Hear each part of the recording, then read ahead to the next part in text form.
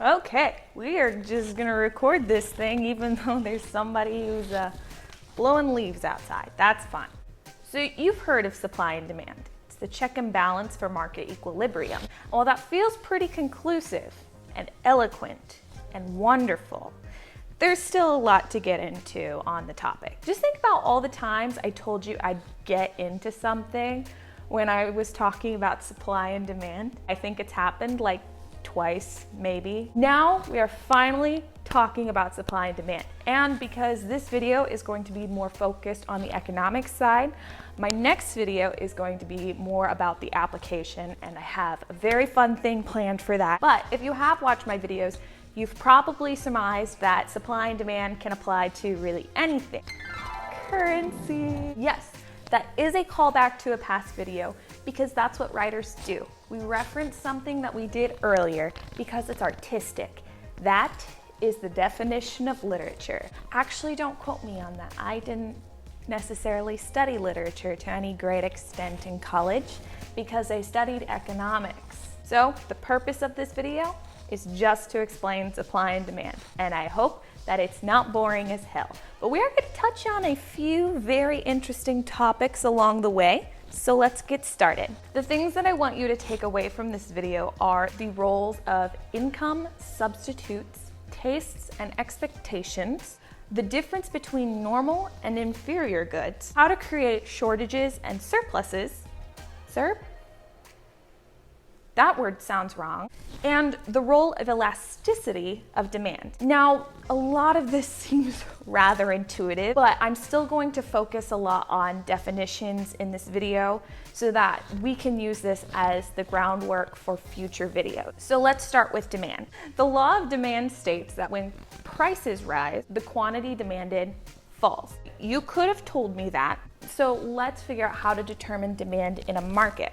Market demand is the sum of all individual demands. Right now, you probably want to strangle me through the screen because you're thinking, Rachel, I could have told you that. We plot a demand curve, or demand itself, by showing the relationship between price and quantity. The demand schedule tells us the quantity demanded for each price point. So if something costs $10, how many of that something is demanded at that price. So our demand is determined by 5 things.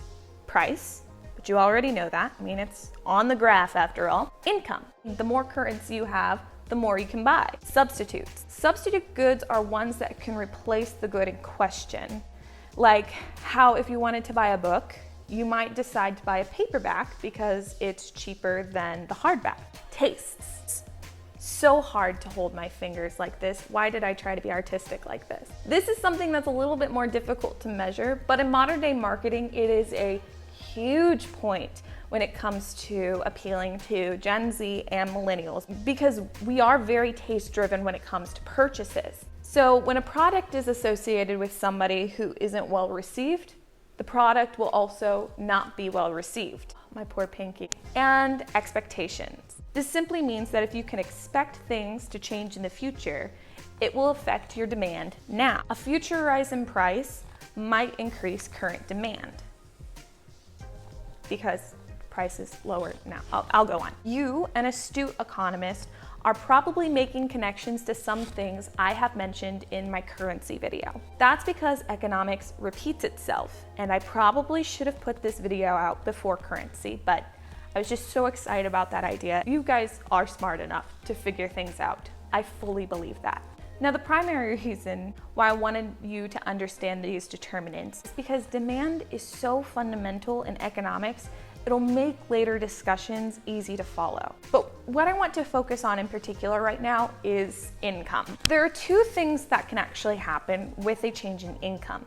Demand can rise as income rises, or demand can fall as income rises, believe it or not. The difference lies in what kind of good is being presented to the market. A good with a demand that is inversely correlated with income, that is, demand rises as income falls, is called inferior. The easiest example I can give of this are those 30-cent packets of ramen noodles that you buy in college so that you don't have to spend a lot of money on anything else. Now, at the same time, as your income rises, your demand for other goods, substitute goods, also rises so that you don't have to eat ramen from the packets anymore. We could actually go to a place and get really good ramen. Now, a good with a demand that is positively correlated with income is called normal. So as your income rises, you have more money to buy that good with, and so you'll demand more of that good. So let's detract from economics and talk about writing. In fiction, what your society deems as normal and inferior can depend on several things, including the other determinants of demand. That's because they're all working together. They're not working independently of one another. When we talk about them in terms of economics, we do try to hold all other things constant. But we're writers and we love nuance. Would someone in your society deem something inferior based on price alone without any other valuation? Now, it may come down to a level of personal preference, but seeing something cost very little might be an indicator on a personal level that something is inferior. There is a lot you can reveal about your characters when you break down the individual determinants of demand and how they determine the relative value of those determinants. Yes, we are talking about values again because economics is nothing if we don't consider value. So which character is the most frugal and will focus on price and viable substitutes? Which character has the luxury of letting personal tastes guide their decision? And who, if anyone, is a little more market savvy and knows when to buy and when to save according to expectations? I'm not saying you have to have a market savvy character, but if you do have somebody who is pretty good at reading market trends, let me know. I'm kind of interested. Now, you're probably thinking that there are some things that people must have regardless of preferences. It would be irresponsible of economics to only look at things in terms of normal and inferior and act as if preferences are a matter of choice, or that demand in general is always a matter of choice. And that is why I urge you to stick around until the end, because we will address that. Now, before we get more in depth with demand, we're going to discuss the supply side, because you can demand all you want, but if nothing's there, you get nothing. We have to address supply. It's not all about demand. In fact, a lot of economics is about supply. You just drink some coffee. For supply, we show a relationship between the price and quantity. The reason why supply is so low when price is so low is because there are costs to manufacturing and people are generally incentivized by returns. I say returns and not profits because someday, when we talk about the different kinds of markets, not all the markets are viable for profit. Costs can include wages or the price of the input. I mean, if you're knitting and the price of yarn goes up, then the price of your scarves should also go up.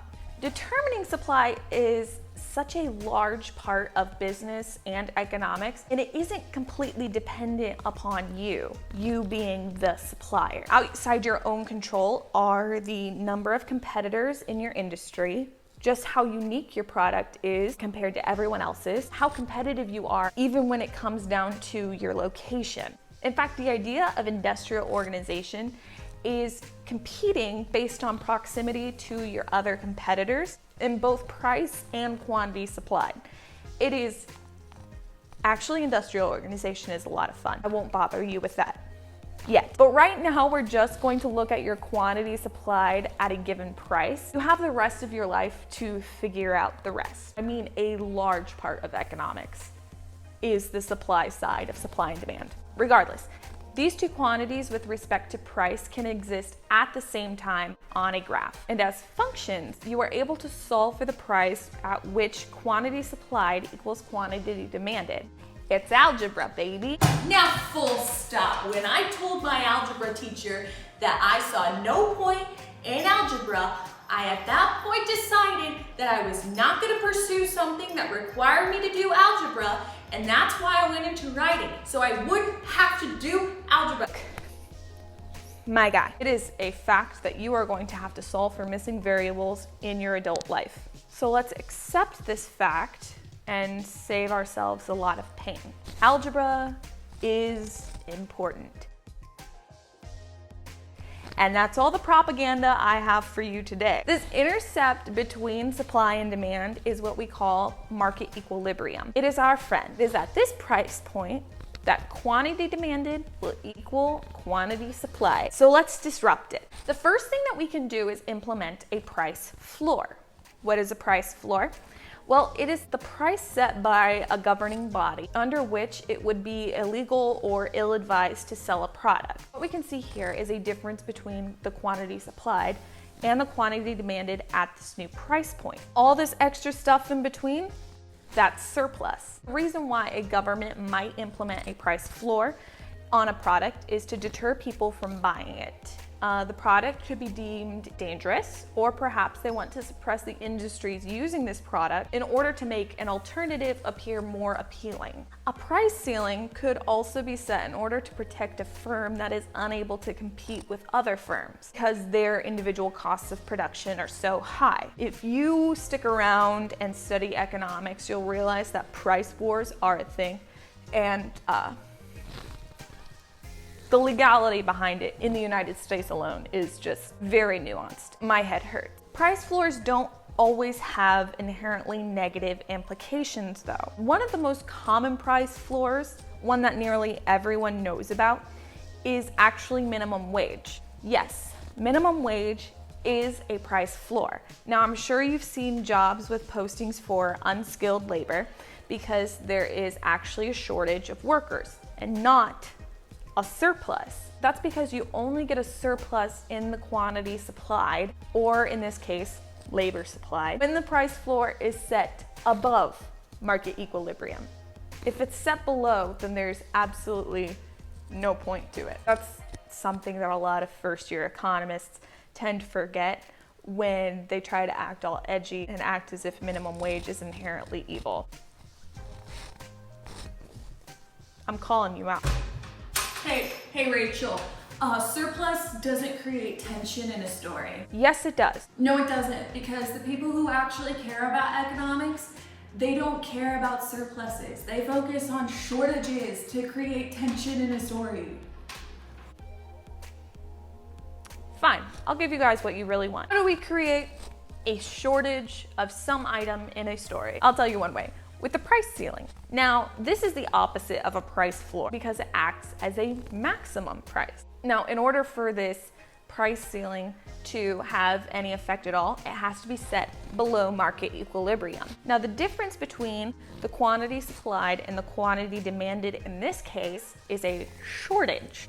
Yeah, actually we don't like shortages. We don't like surpluses either, but we don't like shortages. That's because price is so low, there's more stuff being demanded by people than there is stuff being supplied by firms. Get it? That's why I draw pictures. It's much easier to understand. Now, why might a governing body implement a price ceiling? If a neighborhood wants to protect the interests of lower income residents, they could set up a cap on rent. But what happens then is there are more people who want to move in than there are places for them to move into. Hey Rachel, price caps work. They can be good. No, price caps don't work. Rachel's right. Actually, it kind of depends on the price elasticity of demand. What is elasticity? It's what keeps my running shorts on.